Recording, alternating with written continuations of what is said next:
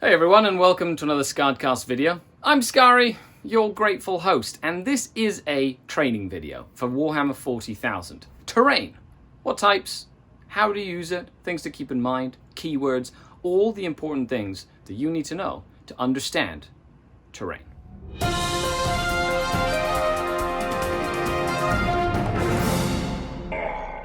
The Dark King.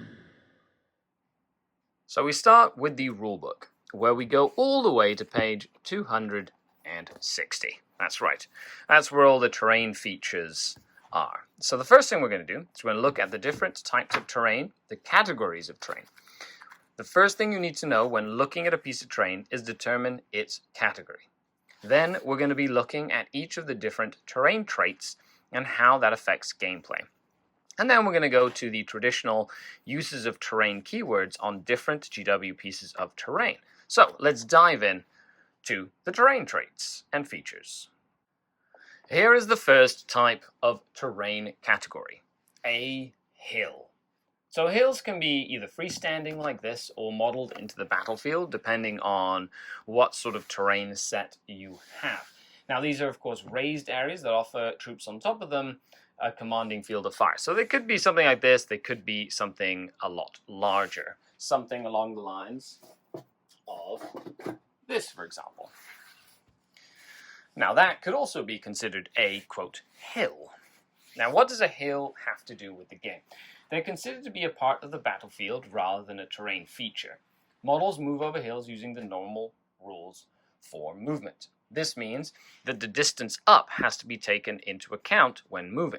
So if your model is standing at the bottom of a hill, like this old Cabalite warrior, if you wanted to move up the hill, he would have to take the distance up as part of its move. Something like a Reaver jet bike that flies would ignore the vertical distance of move during the movement phase and could easily move up, down, or across the hill. For line of sight purposes, the actual topography of the hill is what matters. So it's true line of sight. If my Reaver jet bike is back here, he can see the Cabalite warrior and therefore shoot at the Cabalite warrior. However, if the Cabalite warrior is behind the hill and cannot be seen by the Reaver jet bike, the Reaver jet bike has to abide by the size of the hill. However, if the hill is, of course, of a lower stature, like so, then the Cabalite warrior could be seen more easily. However, as you can see here, it's not as small as it seems. So a Cabalite warrior could actually hide somewhere back there against other infantry, for example. The next one that we're going to take a look at are obstacles. They include things like barricades or defensive lines. They include things like ruined walls and other debris that you have to move over and around. Things like the little consoles or little battlefield debris. A lot of the times, things like the crates are determined as obstacles as well, but you could do things like ruined vehicles, things like that. Now, what is an obstacle? Well, first of all, an infantry, so any infantry model, a beast model, something like a beast, or a swarm model as well, something like a beast or swarm. Note that this isn't cavalry or biker, right? They receive the benefits of cover from an obstacle that while they are within 3 inches of an obstacle, something like this, so in this case this defensive line, and within means as long as they're within. However, the attacking unit or model has to be able to draw a straight line to every part of this model's base and go through the terrain piece. So this means that in this case, the bird and the Cabalite warrior are getting the benefits of the cover as long as this model is shooting through this piece of terrain and it happens to be closer to the Space Marine in this case. Now this is for everything. So for example, in this case we have the this crate here, but of course true line of sight is a thing. So you have to make sure you're within 3 inches of this and that the line goes through the terrain piece in order for yourself to get cover, or the detritus, even though they're not necessarily linear, or even an old ruin that isn't big enough or does not have the obscuring terrain, in which case true line of sight applies. So this is very important because obstacles are one of the more varied and present things on the battlefield, and it's important to understand how they work. Now, infantry, beasts, and swarms are the only things that benefit from the cover, which means they're the only ones that will benefit from the specific keywords that you have assigned to whatever the obstacle cover keywords are. And we'll get to the keywords in a second. Also, to move over an obstacle, you have to, the normal rules for movement apply. Anything that's less than an inch high is ignored for the purposes of movement. Things that with fly can just ignore them at all. But things like this tall you'd have to move the distance up. That's about 2 inches up or whatever, 1.5 inches. So you'd have to detract that from your movement as you go up and down. And some keywords prevent you from ending your movement on top of things like unstable, for example, which we'll get to that in a second. Here we come to the third form of terrain. Now this terrain category is area terrain, usually categorized by a ruin, a woods, or craters that a model can move into and through. And you have to sort of agree to a footprint. So a lot of the times area terrain have a very clear footprint, something like a crater, for example, something like an area of foliage, like this, for example. Or you can go into like the bigger categories and use something as large as, say, a giant cathedral, where the footprint of the building itself is very, very clear. Now, in other areas, you could design areas of terrain that can be considered area terrain based on different features. So, for example, in this example, I have 3 sort of like little foliage things that I want to represent an area of terrain, so area terrain, in which case we could say that the line between the outside edges of the terrain would constitute area terrain, which means that if you're inside of that line, like this intercessor, you would be considered in the terrain or out of the terrain.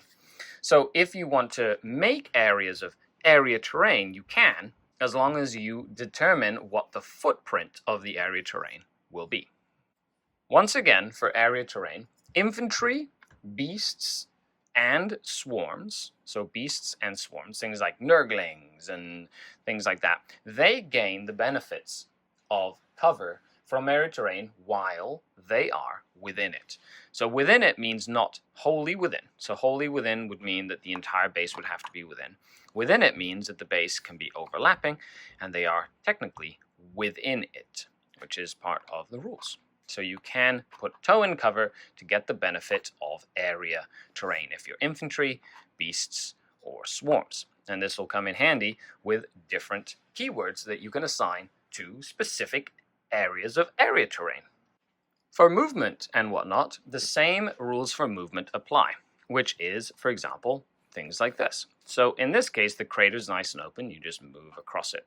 Things like forests and whatnot, even if it's breachable, you can't technically ignore the features in the terrain. You can move through them if you're infantry, bikers, or infantry, swarm, or beast, but not if you're like a vehicle or something like that, unless you decide to ignore them, which is something as a house rule people tend to do.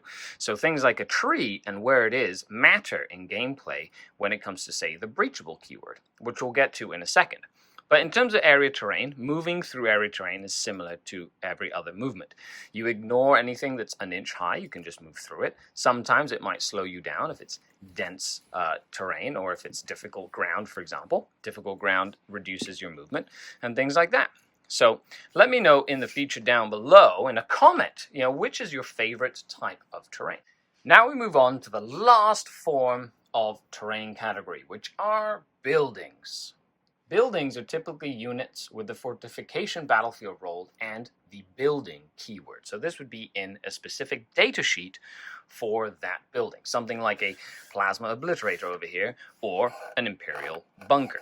Some factions have different buildings. Now these work, they're considered to be units rather than terrain features. So they get placed on the table as part of someone's army.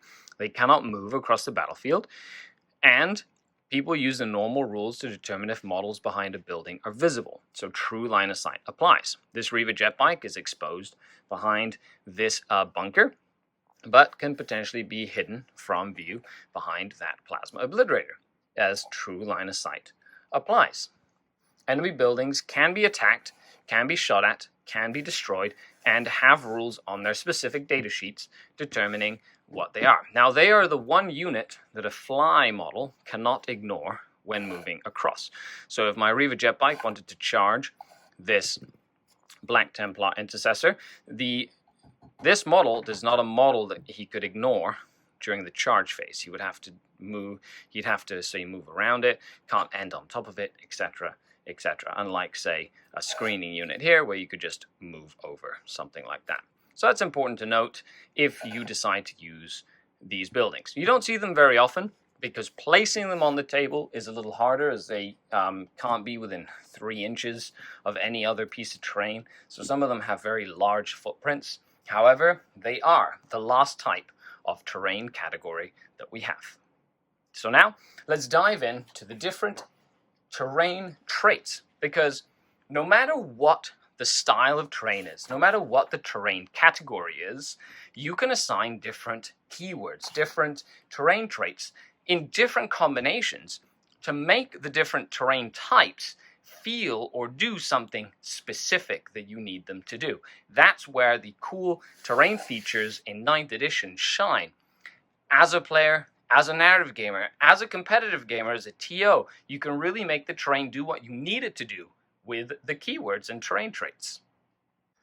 So here we are, page 262 of the main rulebook, terrain traits. There are 12 different terrain traits, and they all have very different sort of rules and capacities. We're going to go through each of the terrain traits. We're going to go through how they work, and then at the end we're going to go through some examples of terrain and essentially the recommended terrain traits that they get in the rulebook, plus some terrain traits that seem to be popular in tournaments or in house rules in order to get specific value or specific uses out of some terrain traits. So let's start with the first one, defensible.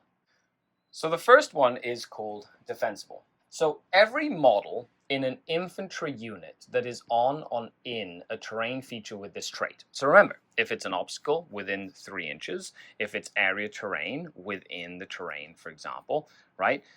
Defensible, right? Now, defensible models can choose to do 2 things when a charge is declared against them. So say the sister battle is charging the Black Templar. They are benefiting from the defensible trait as infantry, so within 3 inches of an obstacle, or inside of area terrain, for example, or say on a hill that's defensible if you wanted the hill to be defensible, for example. Now, every model in this unit can choose to set to defend or hold steady. So you can hold steady, allows you to overwatch and hit on 5 pluses, which gives you a benefit when being charged, or set to defend, which means you get +1 to hit in the ensuing fight phase against like any unit. So you get +1 to hit in combat.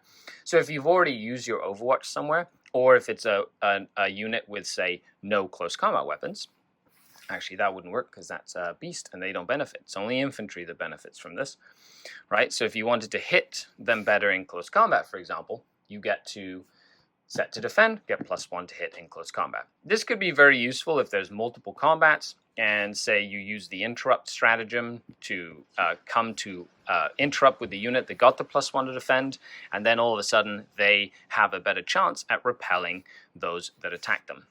The next one is called defense line. So a defense line essentially helps someone who's charging that person just ignore the terrain in terms of being able to charge. So usually when you want to charge something, you have to get within engagement range, which is within 1 inch. However, in this case, because this is a unstable obstacle, so you can't end your movement on top of it, you can't get within 1 inch of the Cowboy Warrior. So a lot of players, what they'll do is they say, I'm just going to be outside of 1 inch of the edge. So if you touch the edge there, you can't physically get within engagement range of an enemy model. Now that's a very legitimate and valid way of doing it. And a lot of the times it is done with, say, a ruined wall or a building where you say, I'm just going to be just outside of 1 inch of the outside of the ruin. So you can't physically get into the ruin there and target me, but you can't end halfway through the ruin there and get in combat with me. So some TOs just house rule it that you can get in anyway, but defense line exists for this sort of situation, where as long as the charged unit is within an inch of the defense line, this model can, as long as it touches, can attack a unit that is within 2 inches of it instead of 1 inch, which allows you to bypass that sort of gamey mechanic of using terrain to prevent someone from declaring a charge against you. The next one is a very common one called breachable. Now, breachable allows infantry, allows beasts and swarms to move through the walls, girders, chains, and foliage of the terrain feature without impediment.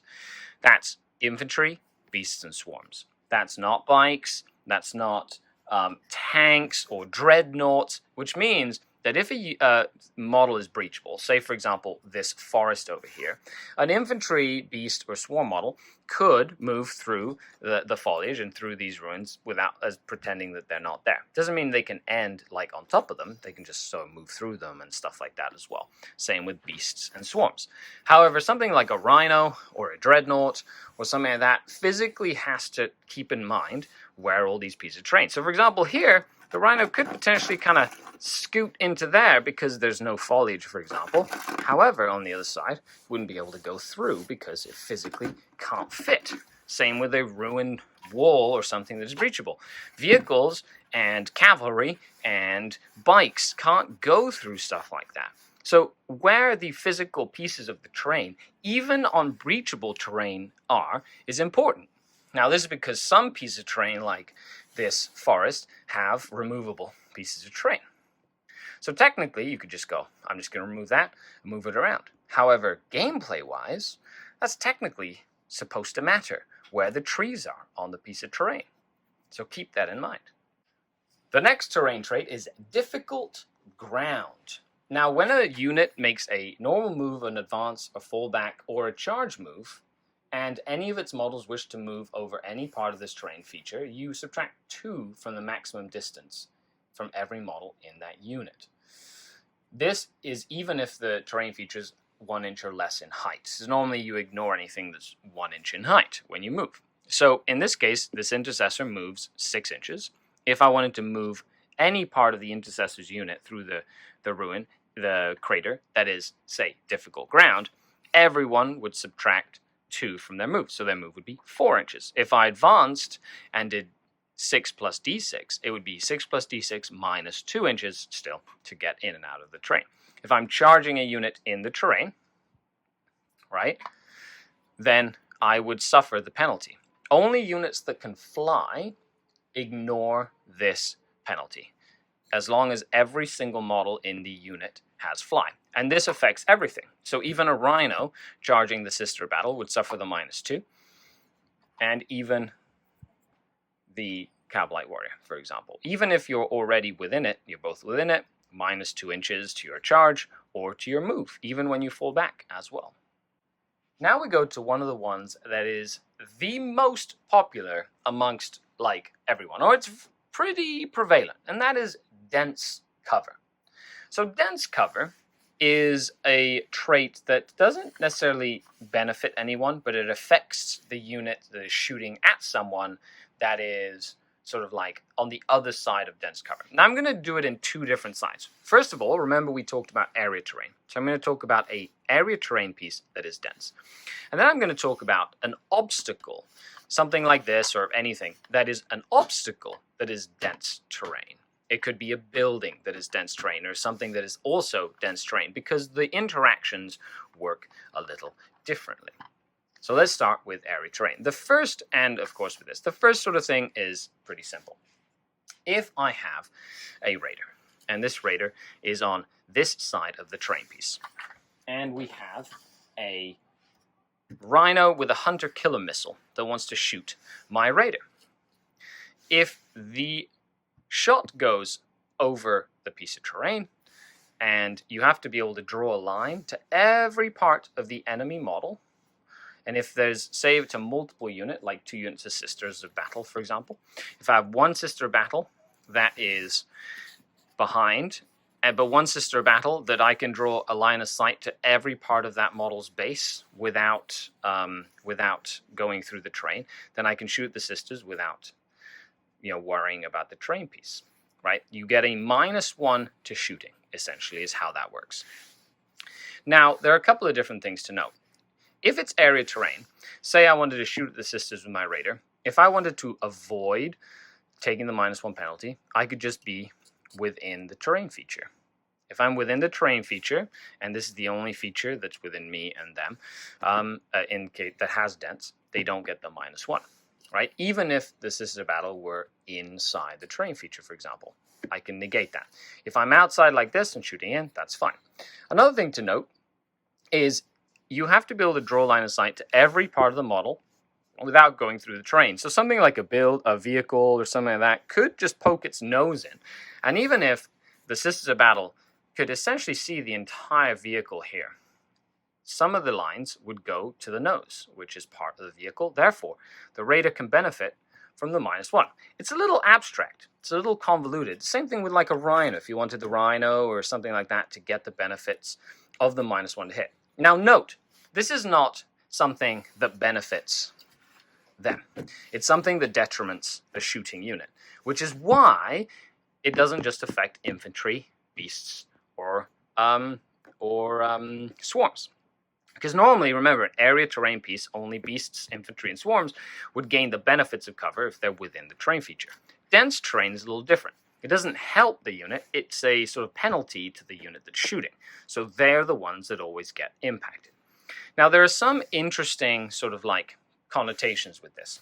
First and foremost, a lot of people say, hey, well, if I'm within 3 inches, then I don't suffer the negative modifier to hit.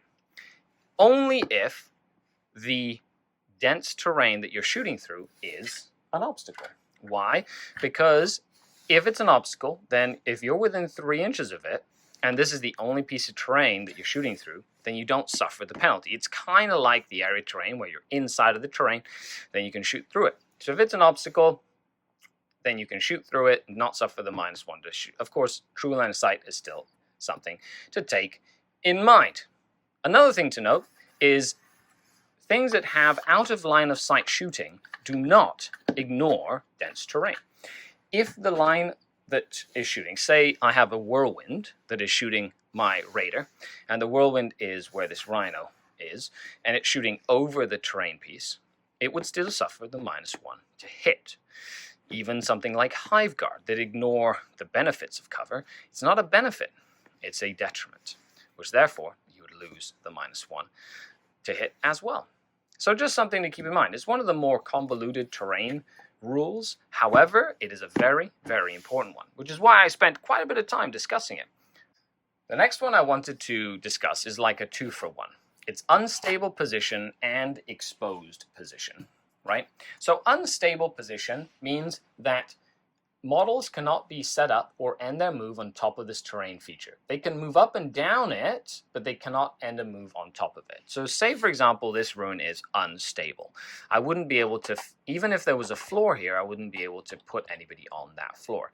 It does really help with, say, pieces of terrain that are a little weird and wonky, like this one. You could say, hey, it's going to be unstable so that nobody tries to like put models up here, stuff like that. But then it would also mean that, say, like the parts of the model, like that, they will be unstable as well. It could represent radioactive waste or just rocks or something that you say, you know what, let's make this hill unstable so that we don't end on top of it, especially if it was, say, really, really tall, or your opponent had lots of fly models and you just didn't want to have them put like all their Ravagers and Raiders on the top of hills like that. You could say, you know what, let's make them unstable so that, we just take that whole shenanigan option off the board. The second one is exposed position, which is something like a crate.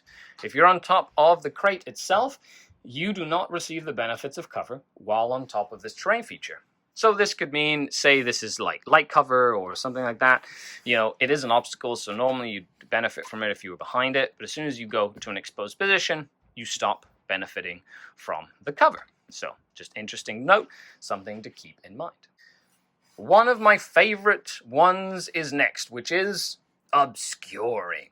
So obscuring is a trait that can only be applied to something that is at least 5 inches in height.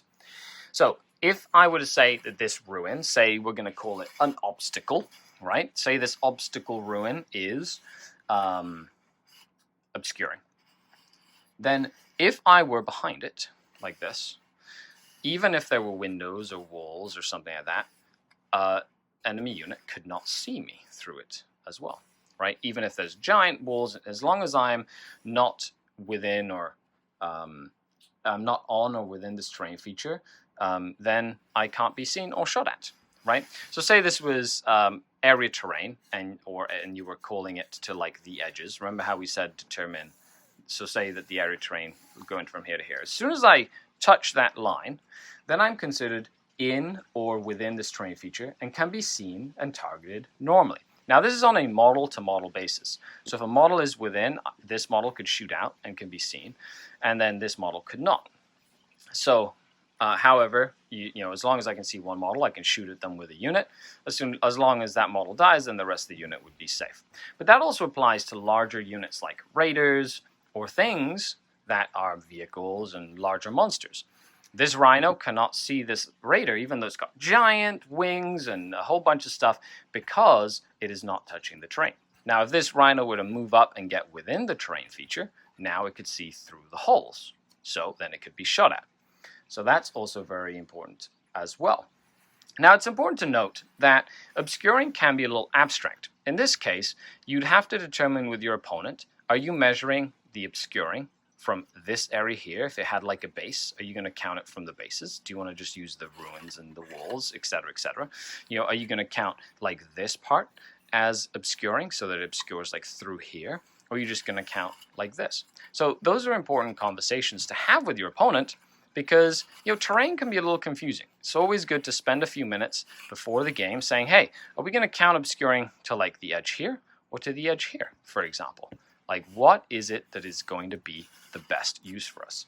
Now, aircraft and models that have a wound characteristic of 18 plus can be seen normally through obscuring pieces of terrain. So if I had a raider here and my opponent brought something bigger, say a Revenant Titan, that's right. My little raider would be completely safe because it would block line of sight infinitely high. So the Revenant Titan could not draw line of sight to my raider, even though it is massive. That is obscuring. I can duck behind the obscuring piece of terrain. However, because this Revenant Titan has more than 18 wounds, the raider and other units could shoot and see the Revenant Titan without any issues. Something like a Knight or a Baneblade or something like that would suffer the same. However, if this Revenant Titan were to come and touch the terrain piece, yes, my raider is not so safe anymore. And now we go into one of the more easy to remember traits: light cover and heavy cover. So they're two very, very similar things. Now, remember, infantry, beasts, and swarms behind obstacles, area terrain, or hills benefit from stuff like this, which means that when in light cover, as long as you're like within 3 inches of an obstacle and your opponent is shooting you and the obstacle is between you and them, you would get the benefit of light cover. If you're, you know, on a hill, for example, you could make that a light cover hill. If you're in area terrain, you could make the crater light cover as well. And as long as you're benefiting from the cover, so within the area terrain, something like this, even if, you know, you were just towing cover and the Marine was shooting you this way, you get the benefit of cover, as long as you are a beast, a swarm, or infantry. Now, light cover is very simple. Against ranged attacks, you get a +1 to your armor save, as long as the unit is within cover. So the entire unit has to be within that as well in order to get the benefit. If there's one model out and one model in, as soon as this model dies, then that model will benefit from the light cover. Now, you can do saves one at a time, so if you wanted to just save on the models outside with one at a time until they're dead, and then start getting better saves after, it is something you can do as well. The second is heavy cover, which is a +1 to your armor save if you get charged by an enemy unit and you're in heavy cover. So if you're in heavy cover, say this barricade, we've decided to give it the heavy cover keyword, and the sisters charge the Black Templar, then the Black Templar would benefit from a +1 to its save in the ensuing combat, just for that one turn after they got charged. And so those are two very, very simple forms of cover. However, of course, you have to receive the benefits of cover by being within 3 inches of the obstacle and the obstacle being closer, for example, or within the area terrain feature and making sure that you're inside of it. That's how you get it. Now, if you're a biker or you're cavalry or you're a vehicle, you do not get the benefits of cover in this sense. The only thing you can really take advantage of are obscuring and dents, which work in a different way. Okay, so one of the last traits is called scalable, right? So scalable sounds like you can climb up stuff, right? Well, that's pretty much exactly what it means. It means infantry, beasts, swarms, and models that can fly can be set up or end their move on top of a obstacle terrain feature with this trait. So obstacles can be given this terrain trait. So say you wanted to make this an obstacle, right? We've already determined how that was. I'd probably make it dense as well because it's rather dense. But you could move up and down and end your move on top of this terrain feature. If you're a fly model, you could end your move on top of that fly model over there because it's scalable. In addition to that, infantry, beasts, and swarm models can also move through the ceilings, the walls, and gantries of the terrain feature without impediment. So you can move through it. Doesn't mean you can end like where it's supposed to be, but you could move through it without actually impeding your movement as long as you measure the distance up and down. So scalable is important, and something that isn't scalable doesn't allow you to go up and down it. So it's very similar to something like unstable position, right? So you can't set up or end your move, except for unstable means you could move, say, over it. You just couldn't end on top of it, right? So in this case, scalable allows you to end on top and hide there as well, for example. Okay, last but not least, the last one is called inspiring. Yeah, that's right. There is a random terrain trait that very few people will ever use. So if you have a piece of terrain that is inspiring, ooh, look at me, I'm so inspiring. Any unit that's wholly within 6 inches, so wholly within 6 inches of that unit, get +1 leadership. That's it. That's literally it. You just get +1 leadership as long as you're within 6 inches. Now, if it has a keyword beside it, like inspiring chaos or inspiring Imperium, then only units from that specific faction would gain the benefits of the inspiration. So I would assuming this wouldn't be too inspiring for the filthy Drukhari Xenos. But yeah, if you've ever played with that trait, let me know, because it seems like a very oddball trait to just put. Inspiring, maybe for narrative games? Okay, so let's dive into some of the examples that are shown, and I hope you found this useful so far, because we've gone over the terrain traits, all 12 of them, we've gone over the different categories, and now we'll go over some of the key things to keep in mind and some of the keywords that have been assigned to specific terrain pieces. So you go to page 264 of the main rulebook. It gives you a couple of sort of like common terrain features and terrain traits. So let's start with something very, very simple. Something like ruins, something like this. Okay, so ruins are considered area terrain. At least they're in the example, they really said, hey, area terrain, which means you kind of have to be in or on it. Now, it works a lot better if the piece is on a base. But with a terrain, you have to agree with the footprint. So you could say, okay, the footprint is from the edges of the walls, etc., that sort of thing. Or some people use the overhang. So the overhang is, part of the area terrain. So as long as you're under the overhang, you count as being in the area terrain. So that's important to know. Another thing you could do is say, make it an obstacle. So if you made it an obstacle, it would work differently. Instead of being in it, you'd have to be within 3 inches to get the benefit, etc., etc. So, it just depends on how you want to categorize your specific pieces of terrain. Now, in this case, it's scalable. So as we saw, you can move up and down it and ignore the floors when moving up and down. It is breachable. So infantry, beasts, and swarms can move through the walls and gantries, but not bikes and not other vehicles and things like that, which makes sense. It is also light cover, so if you're receiving the benefits of cover as a beast, swarm, or a beast, swarm, or infantry, you get +1 to your save when being shot at, not invulnerable saves.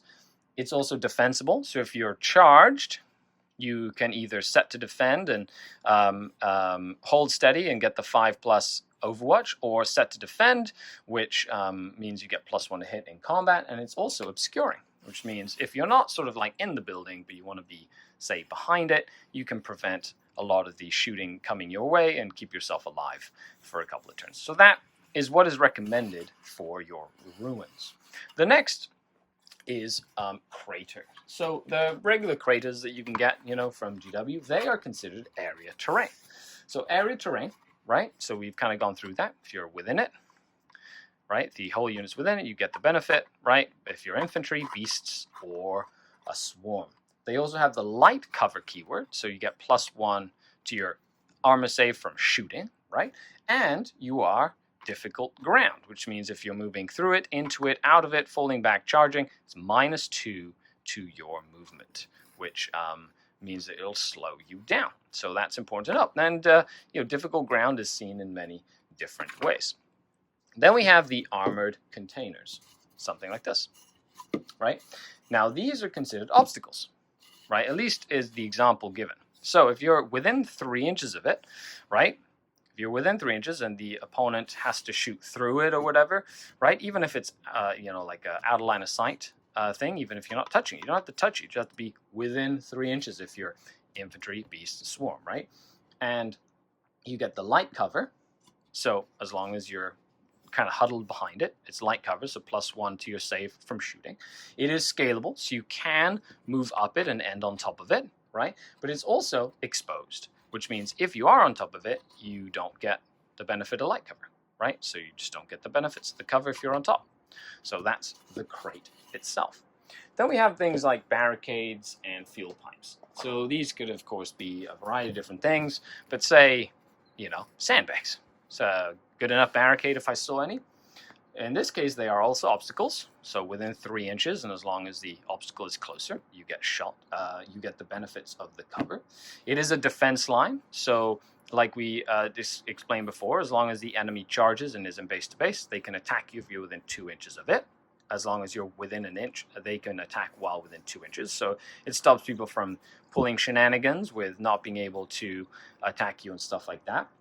They are light cover, so they give you the benefit of cover, and +1 to your save from shooting. They are heavy cover, which means if somebody charges into you, you get +1 to your saves, heavy cover as well. They are also defensible, like the Ruin, so you can overwatch on 5s if you're sheltering behind it, as long as you're receiving the benefits. So an infantry can shoot on 5s, essentially. And you get +1 to your save in close combat if you're sheltering behind it and they're charging into you as well. It is also unstable, so you can't end on top of them. And they are difficult ground, which means going over and around them would be -2. Now, in this case, you could say, hey, I don't want it to be difficult because it's literally less than an inch high. So, it really depends on, if you have like big double barricades like that are like, yeah, okay, they're going to be difficult ground. Or you can have ones that aren't, right? So that's the cool thing about keywords. You can add them, take them away to really get a difference on how to use the terrain in the game itself. Then we have woods. Just standard woods. Now these are considered area terrain. They're dense cover, so shooting through them or into them, for example, would be -1 to shoot. They are breachable, so you can ignore infantry, beasts, and swarms can ignore the actual physical pieces of terrain while they move. However, nobody else can, right? So vehicles, monsters, they have to keep in mind where the trees are, right? They are also defensible, so if you're benefiting from the cover, you can set to defend and get better overwatch, or hit better in close combat when you get charged. And they're also difficult ground, which means they slow you down as you move through it. However, some like house rules or some tournaments will deem that woods can be obscuring. Now, this is sometimes when there's a prevalence of terrain pieces that are woods, and they don't have enough, say, ruins. They've got lots of craters and stuff, and they need things to block line of sight. If the wood is big enough, they'll say, hey, woods are obscuring. And all that does is it allows you to hide stuff behind woods. A little abstract, right, because they're supposed to be dense, but sometimes obscuring just means that there's some line of sight blocking, so you don't get completely shot off the table as well. Then we have the battlefield debris. So battlefield debris can be a variety of different things. Can be, you know, crates, can be little things like that. Can be like, I don't know, burnt tires or whatever it is. They are considered obstacles, and they just have the terrain trait exposed position. So if you're on them, you just don't get any saves, and they don't have light cover, nothing like that. At least that's what they are recommended as. Then we have an industrial structure, or in this case, you could just call it the Mars piece of terrain, right? They are an obstacle. They are light cover, so you know, as long as you're within 3 inches of it, like and I'm shooting through it, you get the benefit of light cover, for example. They are unstable, right? So you're not supposed to. Oh no, that's never mind. They're area terrain. Here I am making a mistake here. So area terrain. So I was reading the wrong one. So you have to be touching it or in it, right? Just determine what the footprint is. They are scalable, right? So you can kind of go up and down it. Breachable. So infantry, beasts and swarms can move through it and stuff like that. And they are dense cover, right? So if you shoot through it, you get -1 to hit. And they're also defensible, which means if you're benefiting from the cover, you get the +1 to hit or Overwatch on 5s. Now, do note that they didn't give it the light cover, which means that you don't get the benefit of your armor save if you're benefiting from the terrain in general, which is interesting, right? But you could give it light cover if you didn't have enough ruins and you wanted something that could benefit you, or even heavy cover if you wanted to have like a cool defensible position where your opponent would have to, you know, root you out with all else. Then we have, of course, the Imperial Statuary. Obstacle. They said it's light cover, so if you're within 3 inches of it like this and it's closer and you're shooting through it, you get +1 to your saves. It's unstable, so you can't end your moves on top of it like this. And it is Inspiring Imperium. So the sisters have +1 leadership. Yay! Well, they're wholly within 6 inches of the inspiring piece of terrain that has the brackets Imperium, because it only works for them. Because my Black Templars would also benefit, but my Dark Eldar would not benefit. Rawr. Okay, and then last but not least, we have something like the Ruined Wall. Now, the Ruined Wall itself, right? Something like this could be considered. Sometimes it doesn't have like this floor here. It could just be like a ruined wall with like no floor, right? It's an obstacle. It can be a defense line. Remember, we talked about the whole, you know, oh, I'm not going to be charged, etc. It is breachable, dense cover. So if you shoot through it, you know, you're -1 to hit. It is defensible, but is also unstable, so you can't end on top of it as well. You can go up and down it if you want, and it is breachable. Now, some obstacles like this, they say they're not breachable to force you to go around, right? Say it was a thicker wall or like a big rock, you know, so you could mix and match keywords to really get the most out of what you want. So that's it. Those are some of the common terrain features, the common terrain traits, and of course, you know, I highly recommend you go over and look at some of the example battlefields that GW has put down to kind of showcase, you know, like narrative style gaming and like competitive style gaming, because you keep the keywords in mind: obscuring, obstacles, dense terrain. This is a little light in some of the areas here, but you know, you have a better understanding of sort of like how much terrain to put. Now, terrain can be a very interesting thing. You know, a lot of the times it can be a little confusing to get the most out of terrain in your games of Warhammer 40,000. So I really hope that you appreciated this little go through the terrain.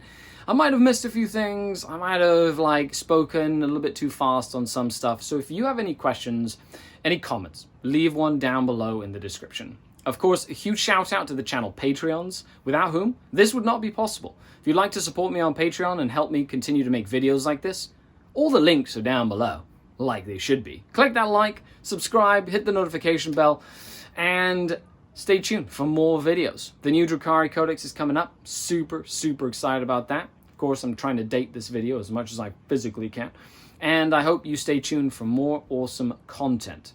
I've been Skari, your grateful host. Signing off until next time. Skari out. The terrain kin.